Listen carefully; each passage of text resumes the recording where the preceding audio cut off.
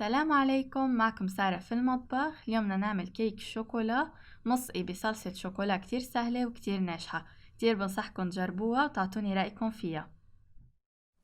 بيلزم لنا 2 كوب دقيق أو طحين لازم يكون منخول، بالإضافة ل5 ملاعق كبار من الكاكاو البودرة غير المحلى كمان منخول، 3/4 كوب زيت نباتي، 4 بيض بحرارة الغرفة، ملعقتين صغار بيكنج باودر ما يكونوا مليانين، ملعقة صغيرة من سكر الفانيليا، كوب من السكر، وكوب من الحليب الدافي.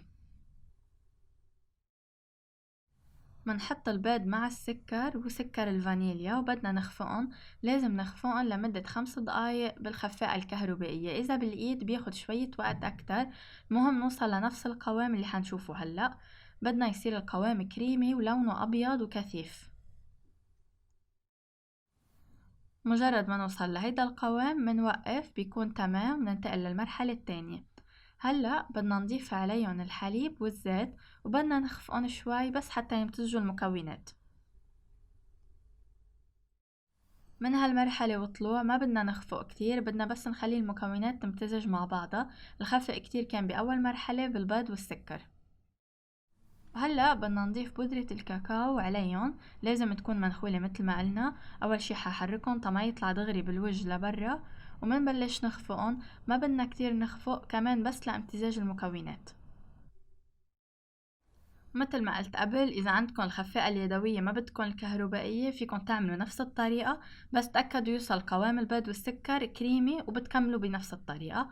هلأ بدنا نضيف الطحين مع البيكنج باودر. الطحين بنضيفه على دفعتين أو 3 دفعات.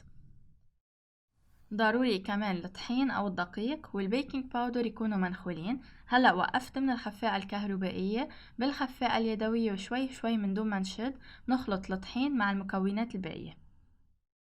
دايما بالكيكات بس بدنا نضيف الطحين ما نكتر كتير خفق، بس بدنا نمزج المكونات مع بعضهم، لأنه إذا كتير قوينا بصير الكيك قاسي عنا بعدين.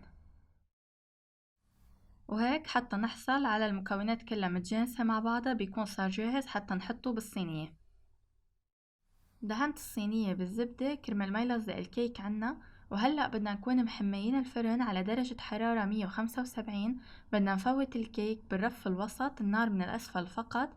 بياخد تقريبا 25 دقيقة لهيدا القياس من الصينية. في حال كانت أصغر حيكون القالب عندكن أعلى، فبياخد شوية وقت أكتر بالفرن. منضلنا منراقب الكيك بالفرن لحتى يطلع معنا عود الأسنان الخشبي نضيف. وهيك بنكون خلصنا الكيك، صار جاهز. هلأ بدنا نتركه على جنب لحتى يدفى شوي. وهلأ بدنا نبلش بصلصة الشوكولا. هلأ لتحضير صوص الشوكولا بيلزم لنا كوب من الحليب بحرارة الغرفة مع كوب ونص من المي كمان بحرارة الغرفة، ما بدنا اياهم يكونوا ساخنين. بدنا نضيف عليهم ملعقتين كبار من نشا الذرة ونحركهم حتى يمتزجوا منيح. منضيف عليهم 5 ملاعق كبار من الكاكاو البودرة غير المحلى، بأفضل يكون منخول بيصير سهل ينخلط معنا أكتر، ونصف كوب من السكر، بالإضافة لملعقة صغيرة من النسكافيه. وهلأ بدنا نحركهم حتى يمتزجوا شوي، وبعدين بدنا نحطهم على النار.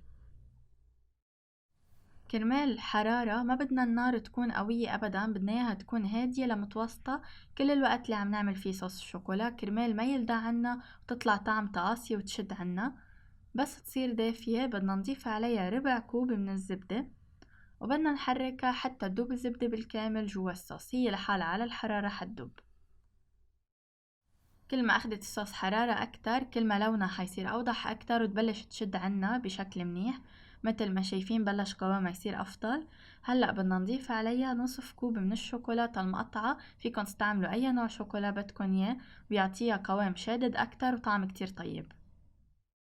بس نضيف الشوكولا بدنا كتير نخفف النار، بس نحرك تحريكتين ومنطفي النار، بيصير لحاله بيدوب على الحرارة. منضلنا منحرك حتى يدوب بشكل كامل. مثل ما شايفين قوام الصوص كتير ناجح، ما عنا اي تكتلات، قوامه رائع. هلأ بس تيبرد كمان بشد اكتر. ما منضيفها وهي هلأ كتير سخنة على الكيك، منتركها شوية على جنب. مجرد ما تصير دافية شوي، ما بيأثر إذا فيها سخونة، بس ما تكون كتير سخنة، منضيفها على الكيك. هلأ بعود الأسنان الخشبي بدنا نعمل ثقوب بالكيك كلياته قد ما فينا نعمل، ونفوت على الأخير لتحت بالكيك كرمال الصوص اللي بدنا نضيفه يتشرب الكيك على الآخر من أوله لآخره من تحت. هلأ بدنا نضيف نصف كمية الصوص اللي عملناها، نصفها أو تلتينها بس مش كلياتها، حتى نخلي الكيك يتشرب الصوص. بس يتشربها منصير منضيف الباقي بيضل على الوجه من فوق.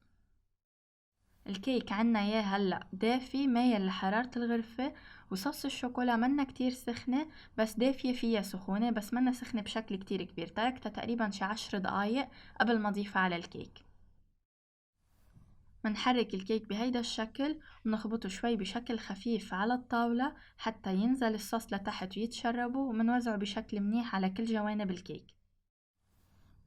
هلأ بعد ما تركته تقريبا 10 دقايق حتى يتشرب الصوص شوي، ضفت الكمية الباقية من الصوص عليه حتى تكون من فوق. كل ما تركناه شوية وقت أكتر كل ما تشرب الصوص عنا. حزينه بالشوكولا المبشورة بهيدا الشكل، مبشورة ناعم، فيكن زينه باللي بدكن يا وفيكن كمان بلا زينة. وهيك الشكل النهائي للكيك. هلأ بدنا نقطعه بيصير جاهز للتقديم. كرمال الصوص يفضل ما نتركها كتير تبرد وتصير بحرارة الغرفة مثل ما قلت قبل، ضيفوها هي ودافية لأنه بتكون بعدها ما جمدت كتير، فبصير أسهل علينا إنه يشربها الكيك ويصير مرطب أكتر.